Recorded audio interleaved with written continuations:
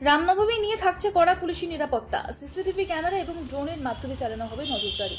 সাংবাদিক সম্মেলন করে জানালেন ডায়মন্ড হারবার জেলা পুলিশ সুপার। জেলা পুলিশ সুপার রাহুল গোস্বামী জানান, ডায়মন্ড হারবার জেলা পুলিশ মোট 49টি জায়গায় এই বছর রামনবমীর মিছিল হবে। 74টি জায়গায় রাম পুজো হচ্ছে। প্রতি বছরের মতো এই বছরের পর্যাপ্ত পুলিশি ব্যবস্থা রাখা হচ্ছে যাতে সুশৃঙ্খলভাবে মিছিল করা হয়। পুরনো যে কটি রুট রয়েছে মিছিলের সব রুটের পারমিশন দেওয়া হয়েছে। নতুন রুটের জন্য দু এক জায়গায় আবেদন করেছিল, সেক্ষেত্রে নতুন করে কোনো রুট পারমিশন এবছর দেওয়া হয়নি।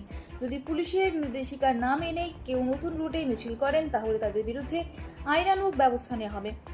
মোতায়েন করা হচ্ছে অতিরিক্ত পুলিশ ফোর্স, সিসিটিভি ক্যামেরা এবং ড্রোনের মাধ্যমে চালানো হবে নজরদারি। তো আমাদের কাছে যেটা খবর আছে সেটাতে হচ্ছে যে 49টা জায়গায় এবছর মিছিল বা প্রসেশন যাই বলেন, রামনবমী প্রসেশন টোটাল ডায়মন্ড হারবারে হবে।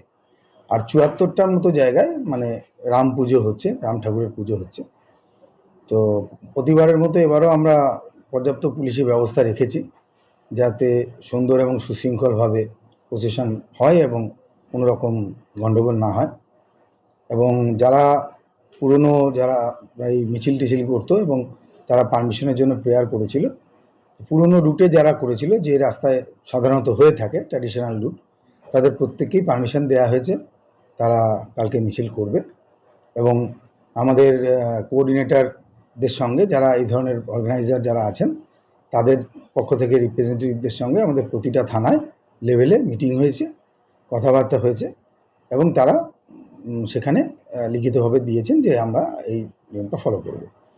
আর দু একজন যারা নতুন রুটের জন্য বলেছিলেন যে নতুন রুটে আমরা করতে চাই, সেক্ষেত্রে আমরা তাদেরকে পরিষ্কার জানিয়েছি যে নতুন কোনো রুটে আমরা এই প্রসেশন অ্যালাউ করছি না।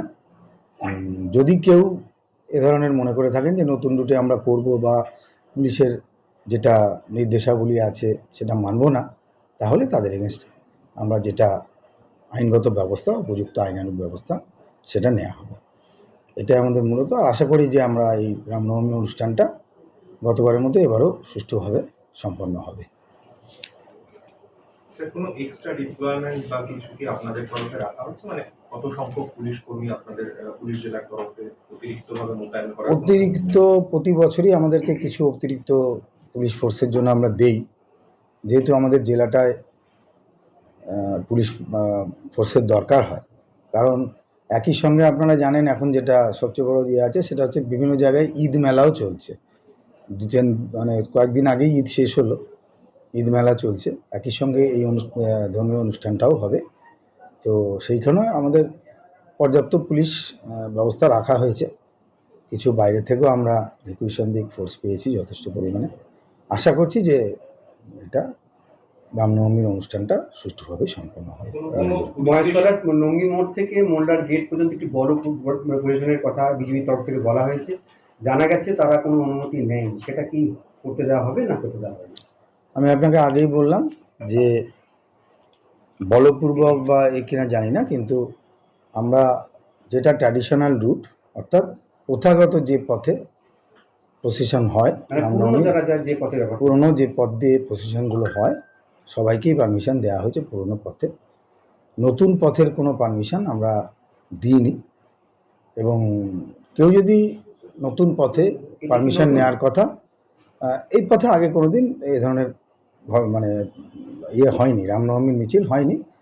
তো যদি কেউ এরকম করে থাকে বা করবার চিন্তাভাবনা করে থাকে, সেক্ষেত্রে তার এগেনস্টে আইনানুগ ব্যবস্থা নেওয়া হবে। স্যার, আপনাদের পুলিশ জেলার মধ্যে কোনো থানা বা কোনো জায়গাকে আলাদাভাবে সেনসিটিভ হিসেবে চিহ্নিত করে আপনারা সেই রকম করে নজরদারি রাখবেন? সেরকম আমরা প্রত্যেকটা জায়গাকেই সেনসিটিভ আমি বলবো না, প্রত্যেকটা জায়গাকেই আমরা সমান গুরুত্ব দিয়ে দেখছি এবং আমরা যেখানে যেটা প্রয়োজন, তার কতটা রাস্তা কভার করছে, জনসংখ্যা কত হতে পারে, এর উপরে বিবেচনা করে তো পুলিশ সেখানে মানে করা হয়, ডিপ্লয়মেন্ট করা হয়। আমরা সেভাবেই প্রথাগত পদ্ধতিতেই আমরা এবারেও ডিপ্লয় করেছি। কিছু অ্যাডিশনাল ফোর্সও আমরা ডিপ্লয় করেছি জেলার বাইরে থেকে। নজরদারির জন্য আমাদের ব্যবস্থা, আমাদের সিসিটিভি তো রয়েছেই, তার সঙ্গে আমরা কিছু জায়গায় ড্রোনের ব্যবস্থাও রাখছি। ড্রোনের মাধ্যমে নজরদারি চালানো হবে যদি কেউ আইন ভাঙে তাহলে সেক্ষেত্রে তার ব্যবস্থা করা হবে।